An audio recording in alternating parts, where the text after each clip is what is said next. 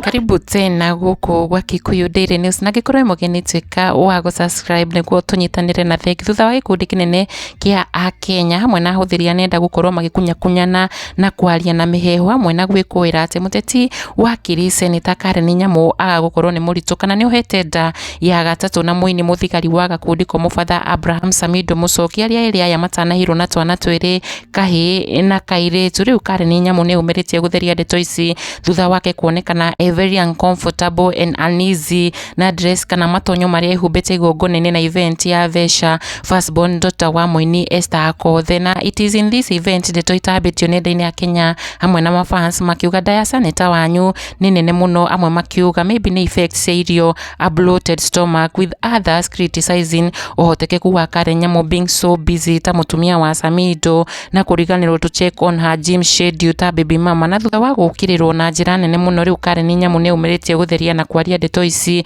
ciegi her being pregnant again. Na thuru kwetukira nenda ciake Senator uyu ni arekereirie gathenema na video yake akinyita nda yake na kurumiriria na ndumiriri iria atiga andu mathamitie tunwa akiuga it's been a long time coming. Ndumiriri iria ihanite tarauga ni etereire muno kana karia kenda yake akiuga kenjira gokite ici ari ndeto njega, ndeto cia gikeno father Abraham ageterera kuongerera kana kangi ga gatandatu. Even though Karen Nyamu ngikuririkania na hau kabere ni araumburite ke ni hingite kugia ciana ingi na even kuhithuria ati ndagitari wake ni amwikirire family planning ya miaka 10 kuona ndangenda kuigwa ndeto cia kugia kana guciara ringi. Na Rachel ni araumburire thiini wa interview yake ati Samido ni mundu wendete ciana muno, koguo he will never ever complain ona kana kurekereria ciana iria agiciarire. Na akorwo ni mandeto ici cia Karen Nyamu ati she's pregnant again, ithuĩ kuma guku metha-ini itu twauga mini congratulations mama. Kikuyu Daily News, subscribe.